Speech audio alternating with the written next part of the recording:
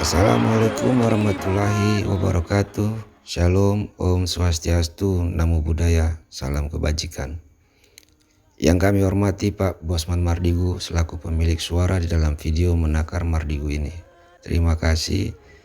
Terbatas untuk memberikan review atau takaran, kita akan mengikuti videonya yang sudah ada di ruang publik ini sampai selesai.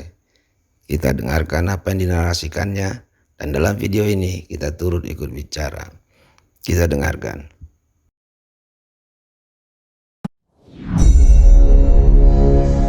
New Mind punya New Economic Model atau cara menjalankan ekonomi negara berdasarkan Modern Monetary Theory atau MMT yang sejak tahun 1972 dipakai di Amerika dan sejak tahun 1989 dipakai di Tiongkok berdasar ilmu dari Profesor Michael Hudson. Ada beberapa poin yang akan dilakukan di dalam mempraktekkan New Economic Model yang akan membuat Indonesia menjadi negara superpower, yaitu 1.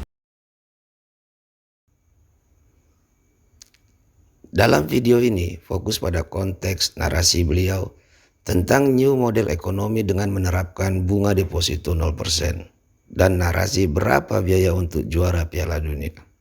Di kesempatan video lainnya kita menakar secara kebatinan dan filosofi mendasar tentang case, visi atau ide negara superpower berbasiskan printing money dan case BUMN. Kita lanjut. TINA, there is no alternative, yang intinya memaksa uang diam di bank bergerak keluar untuk dijadikan sektor real, produktif, tidak mengendap diam. Uang deposito dan tabungan oleh pemilik dana diambil dari bank dan diinvestasikan. Cara memaksanya dengan bunga bank deposito 0%. Itulah tidak ada pilihan lain kecuali mengaktifkan uang di bank keluar menjadi lebih produktif. 2. Gold-based transaction. Hal ini tidak perlu dijelaskan lagi. Selain rupiah sebagai alat bayar, maka gramasi emas dijadikan alat tukar yang sah di Indonesia. Quantitative easing. Melalui mekanisme printing money berbasis proyek produktif yang diperhitungkan cost accountingnya sejak awal untuk membuat Indonesia menjadi negara superpower di tahun 2045 memerlukan apa saja dan berapa investasinya, lalu diprintkan rupiah senilai proyek tersebut. Kita merinci setiap tahunnya sampai tahun 2045 perlu biaya berapa tanpa uang asing untuk membangun Indonesia untuk menjadi negara superpower. Mulai dari membangun SDM untuk sekolah dan belajar ke luar negeri dikirim ke semua negara yang lebih maju dari Indonesia selama 15 tahun pertama sejak tahun 2024 untuk mengirim 20 juta putra-putri terbaik. Lalu membangun food country, menjadikan Indonesia negara penyuplai makanan terbesar di dunia dengan pupuk dan bibit tanaman terbaik, memiliki industri pertahanan keamanan kelas dunia dengan memiliki 1000 satelit, 1 juta drone untuk berbagai kebutuhan militer hingga pengiriman GoFood, paket penyebaran pupuk, serta pemadaman kebakaran, emergensi angkut obat, dan lain sebagainya. Industri film dibuat sejajar Hollywood pun disubsidi pemerintah untuk propaganda Indonesia. Berapa biaya untuk membuat Indonesia menjadi juara Olimpiade? Berapa biaya untuk Indonesia menjadi juara World Cup sepak bola? Dan itu dirinci.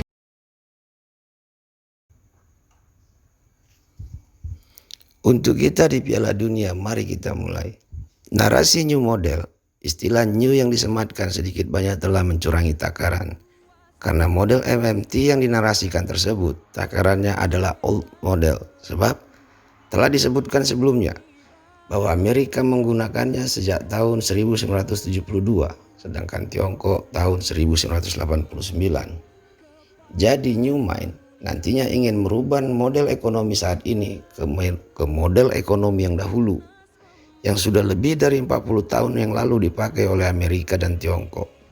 Jadi bukan model ekonomi yang terkategori baru atau new, atau model ekonomi yang lahir di era milenium ini.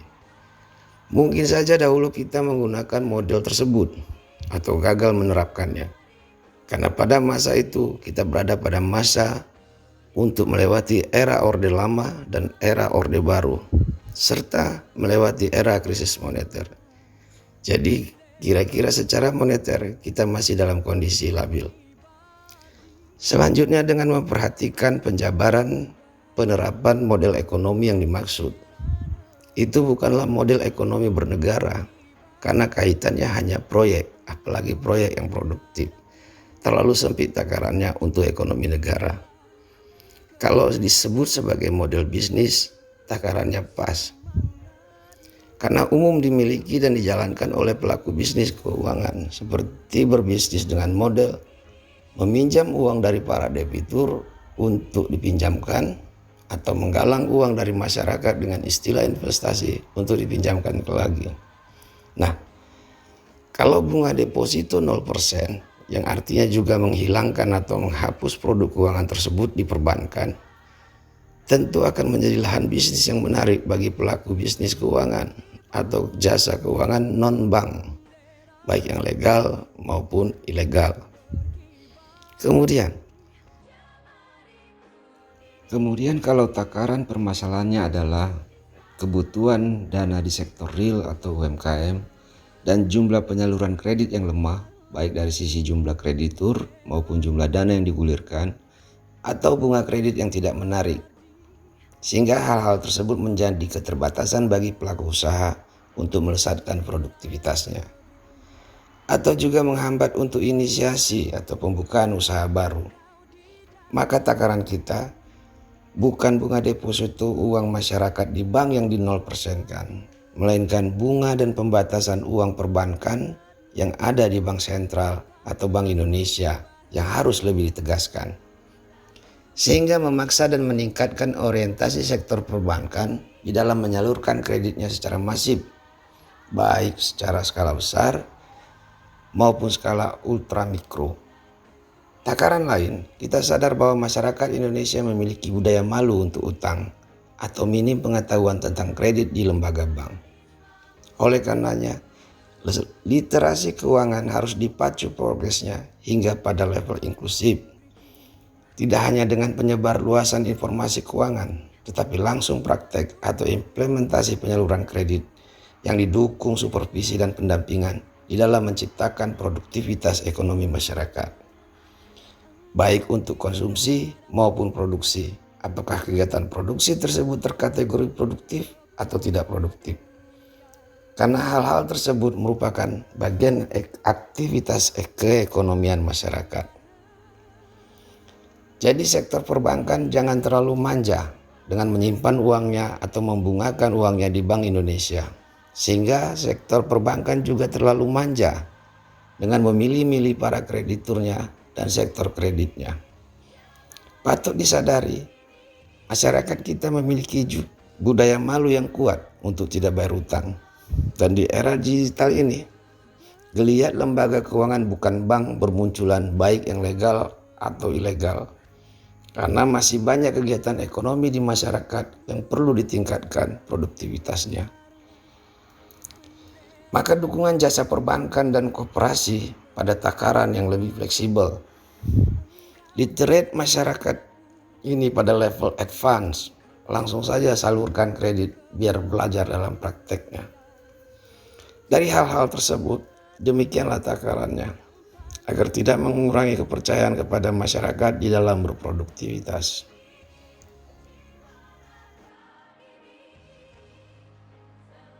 Ramasi emas dijadikan alat tukar yang sah di Indonesia, kuantitatif easing, melalui mekanisme printing money berbasis proyek produktif yang diperhitungkan cost accountingnya sejak awal untuk membuat Indonesia menjadi negara superpower di tahun 2045. Kita lanjut. Menjadi Indonesia negara superpower, apakah terpikir untuk menjadi bangsa penjajah?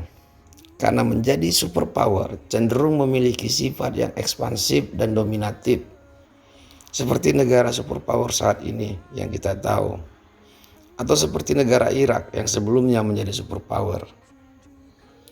Dogmatis kita sesuai dengan pembukaan Undang-Undang Dasar 1945 bahwa penjajahan di atas dunia harus dihapuskan.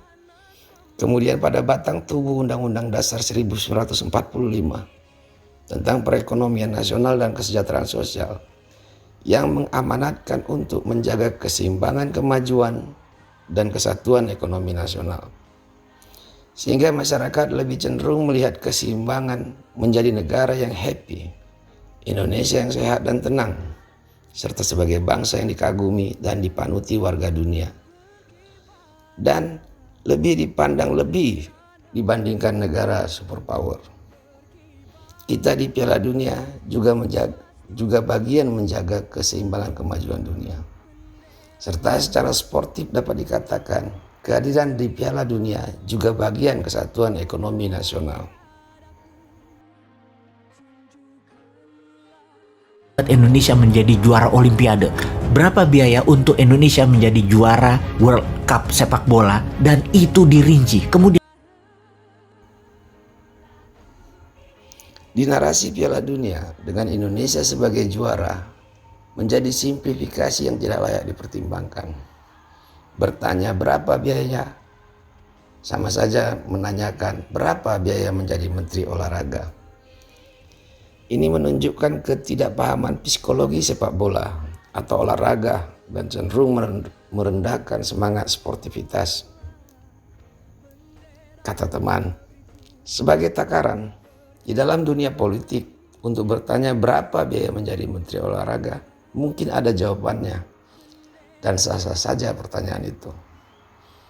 Pertanyaan yang sama di sektor lain, berapa biaya untuk memenangkan suatu tender tertentu? Kita lanjut. Bertanya berapa biaya untuk menjadi juara Piala Dunia? Takaran lain dari sisi dunia pendidikan sama saja dengan menanyakan berapa biaya masuk ITB, Universitas Indonesia, atau jurusan favorit di universitas negeri lainnya. Pertanyaan-pertanyaan seperti itu ada dan datang dari kelompok atau pihak tertentu dan ditujukan kepada kelompok atau pihak tertentu. Atau sebaliknya, ada penawaran dari dan kepada pihak tertentu. Bahwa fakta dan sejarahnya hal-hal seperti itu terjadi meski pada skop yang tidak elok untuk dilakukan. Jadi, lagi-lagi menanyakan berapa biaya menjadi juara Piala Dunia, takarannya relevan jika ditujukan kepada kelompok atau pihak tertentu yang tepat, yaitu kepada kartel judi atau asosiasi industri judi internasional ataupun lokal, atau kepada pemegang lisensi bursa taruhan permainan olahraga. Untuk men-trigger progres perkembangan yang pesat dan pemastian perkembangan persepak bolaan di perhelatan Piala Dunia, perlu juga mendapat dukungan secara faktor non-teknis, sehingga perlu dikomunikasikan ke pihak tertentu tersebut. Sekaligus juga tuntutan dan penegasan bahwa kita bukan sebagai pihak yang tersisihkan dari pengaturan mereka, atau kita seharusnya dapat diperhitungkan sebagai bagian kemajuan sepak bola dunia atau di posisi yang diuntungkan. Sebab jangan hanya pasar perjudiannya saja yang dieksploitasi. Nah, dengan metode atau teknik yang kompleks dan profesional dari asosiasi industri judi atau pengendali bursa taruhan, mereka dapat membantu menemukan bakat-bakat, dapat membantu menciptakan aktor atau bita lapangan, yang mungkin karena demikian pengaturan mereka di dalam pengelolaan bisnis dan permainan di era sepak bola modern ini. Dan mungkin juga dapat sebagai counter bagi para pengurus persepak bolaan di tanah air, yang mungkin selama ini hanya ingin menjadi objek yang dieksploitasi potensinya. Atau dengan cara sederhana dapat mereka lakukan, gembosi lawan pertandingan atau yang menjadi saingan di perhelatan ke Piala Dunia. Terima kasih atas pengertiannya kami ucapkan kepada asosiasi, dan terima kasih kepada para industri untuk bersedia dan telah menjadikan pemain-pemain sepak bola sebagai bintang atau aktor iklan guna menyemarakkan bisnis dan kesejahteraannya. Kita lanjut. para Olimpiade. Berapa biaya untuk Indonesia menjadi juara World Cup sepak bola, dan itu dirinci. Kemudian untuk membuat berbagai daerah berkurang kendaraan pribadinya hingga 20% untuk lalu lalang dengan menyediakan transportasi publik berbasis listrik secara massal di seluruh wilayah Indonesia gratis, sarana kesehatan rumah sakit gratis hingga tingkat kecamatan dan desa, dan menjadikan semua sumber daya alam mineral dikelola dari tambang hingga industri tengahnya midstreamnya hingga hilir akhirnya menjadi bahan jadi 100% dibuat di tanah air, hingga bursa mineral spotnya pusatnya pun ada di tanah air. Berapa biayanya itu semua? Industri baterai dan energi non-fossil oil akan dihitung semua berapa biayanya, dan semua itu akan dibuat menjadi landasan cetak uang berbasis proyek yang nilainya bisa 10 kali APBN nasional per tahunnya, yang naik 30% per tahunnya hingga tahun 2045. Inilah visi 2045 di mana Indonesia pada saat 100 tahun yang disebut Indonesia Emas, karena Indonesia menjadi negara superpower sejajar dengan Tiongkok dan sejajar dengan Amerika. Kedepan setelah visi 2045 ada visi 2070. Di tahun 2070 Indonesia telah menjadi pemimpin dunia untuk berperang melawan perubahan cuaca dan melawan globalis cabal yang pastinya. Mungkin yang disebut visi bernegara tidak pas jika mengacu pada waktu, karena demikianlah konsep bernegara. Jadi narasi visi 2045 dan visi 2070 karena mengacu pada waktu, maka itu disebut dengan rencana kerja. Sehingga rencana kerja yang terlalu panjang dapat dikatakan melampaui 3 kali atau 5 kali periode kepemimpinan, cenderung absurd atau menjadi sumir. Demikian sejenak di kesempatan lain dalam case visi atau ide negara superpower dengan printing money-nya dan case BUMN yang diperbincangkan di dalam ruang publik. Terima kasih. Assalamualaikum warahmatullahi wabarakatuh. Shalom, Om Swastiastu. Dan bagaimana agar tahun politik di 2024 konsep New Mind ini ada di platform semua yang akan menjadi calon pemimpin Indonesia ke depan?